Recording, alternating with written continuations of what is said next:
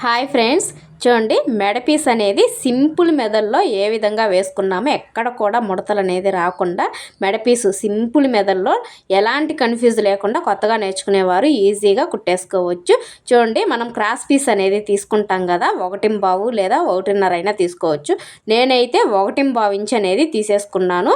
చూడండి, మొత్తాన్ని ఇలా నీట్గా జాయింట్ చేసేసి పెట్టేసుకున్నాను. ఇప్పుడు చూడండి, బ్లౌజ్ తీసుకొని ఫస్ట్ వచ్చేసి కాజాల పట్టీ దగ్గర నుంచి స్టిచ్చింగ్ చేసుకుంటూ రావాలన్నమాట. చూడండి, ఇప్పుడు ఈ క్లాత్ని సగానికి మడిచేసి ఎక్స్ట్రా క్లాత్ పెట్టేసుకొని వెనక్కి నెట్టేసి స్టార్టింగ్లో రఫ్ ఇచ్చేసేయాలి. చూడండి, ఒక 1/4 ఇంచు మందంలో నీట్గా కుట్టేసుకుంటూ రావాలి. చూడండి, ఇలా ఇలా నీట్గా కుట్టేసుకోవాలి.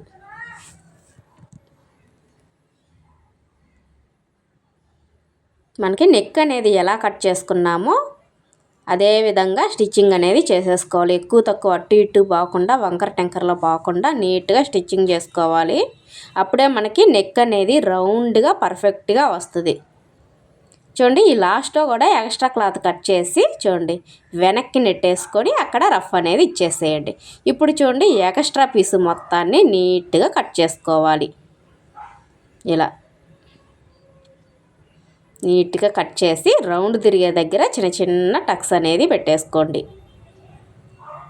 చూడండి, ఈ విధంగా అసలు కొత్తగా నేర్చుకునే వారికి చాలా సింపుల్గా ఈజీ మెథడ్లో అయితే బ్లౌజ్ అనేది అయిపోతుంది.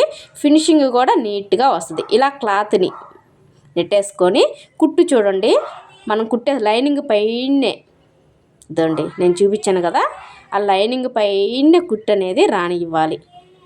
చూడండి, ఇలా నీట్గా కుట్టు అనేది వేసుకోవాలి. ఖర్చు అనేది మనకి ఇటువైపుకి వస్తుంది. లైనింగ్ మనం మెడ పీస్ వేసాం కదా, మిషన్ వైపుకి అయితే వస్తుంది అన్నమాట ఖర్చు కూడా. ఇలా ఖర్చుకి ఈ లైనింగ్ పైన ఉంది చూడండి మెడ పీసు, ఆ రెండింటికి కుట్టు అనేది పడాలి. చూడండి, అక్కడ రఫ్ ఇచ్చేసేయండి. ఇప్పుడు మనం హెమ్మింగ్ చేసుకుంటాం కాబట్టి నెక్ అనేది చూడండి ఎంత నీట్గా వచ్చింది. ఎక్స్ట్రా ఖర్చులు అనేది ఏమీ బయటికి రాలేదు. నేర్చుకునే వారికి ఈజీగా ఉంటుందన్నమాట. వీడియో నచ్చింది అని అనిపిస్తే ఒక లైక్ అయితే చేయండి. అలాగే మన ఛానల్ కనుక ఫస్ట్ టైం చూస్తే సబ్స్క్రైబ్ చేయండి. Bye friends.